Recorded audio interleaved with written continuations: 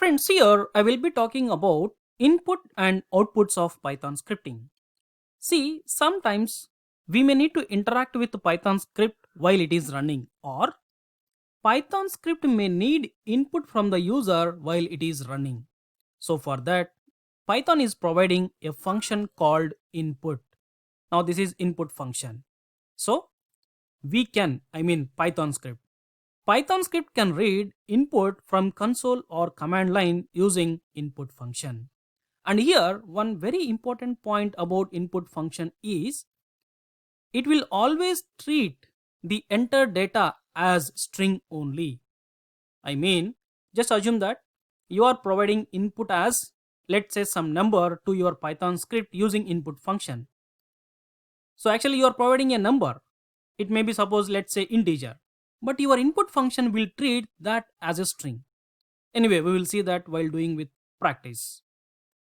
Then next concept is output. We already know how to display the output, that is using print function. Now let me give the simple syntax for your input. See, using input function, we can read the input and that data we can store into a variable. So further, this is the simple syntax. And we are also having one more syntax, we will see that. And anyway, we already know about print function. Now let me go with a simple practice. Suppose here I am defining a variable called my data. Let's say that as Python. Now let me print your data. And here, from here onwards, I will use always f string to print or even to form some strings. So f string, inside quotations I am writing my data is. So our data is there in a variable called my data. That's it. So this is the way how we can display variable value in your print function using f string concept. Now let me save it and run it. See the result? Yes, you are getting my data is Python. And here, along with your data, suppose I want to display the type of your data. So for that, I am taking a new variable called my data type equals to, if you remember, we have type function. Using that, we can find the type of data. Now in the next line, I want to print the type of data. So my data type is my data type variable value. Save it and run it. See the result? My data is Python and my data type is string. That's fine. Now if you run any number of times this script, always you will get output as fixed data because we fixed the data for your variable. But here I want to read my data while running my Python script, while executing my Python script. So for that we have input function. Now see that how I am going to do. Just comment this line. So my data equals to, simply I am writing input function. Now here what is the use of input function means? While running, your input function will read data from command line and that data will be assigned to this variable. Now see that?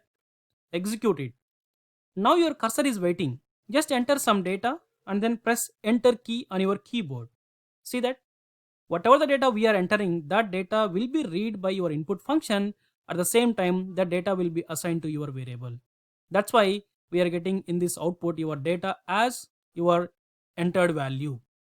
That's fine. And here, whenever if you run your Python script, simply your cursor is waiting on the command line to read something.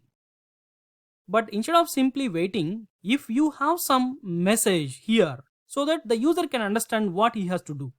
So for that, what I am doing is, inside of your input function, you can pass optionally argument. That is, you can write any string here. Suppose I am writing, please enter your data. Save it and run it. Now see that. Now see that. Please enter your data. Now I am entering. Let's say I am entering Python scripting. Now see the result. Yes, Python scripting you are getting. So now while executing your Python script, you can able to provide input for your script using input function. Now let's say simply I am writing scripting. Now suppose if you enter your data as some integer. Yes, that is reading by your input function, and while reading that it is giving type as string, but I want to read that as an integer. So if you are clear about which type of data you are going to provide, then we can use typecasting inside of our logic, that is with the help of typecasting mechanism. If you remember, string data we can convert into integer just by taking integer of your data. It is very important. Now let me run. See, I am providing, let's say, number as 45. Now see, type you are getting integer because first of all input function is going to read your data as string only, but forcefully we are converting that into integer. That's it.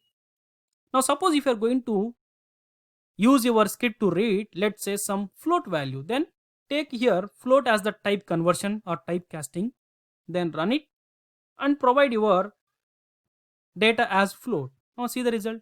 That's it. So it is very important about input function. See, in your Python 2.x, actually we have two separate syntaxes to read numbers and to read strings. But in Python 3, we have only one syntax, that is with input.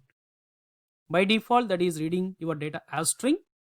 So if you want to read any other data type, you have to use typecasting with respect to required typecasting function. That's it. Okay. Okay guys, this is about input and outputs of Python scripting.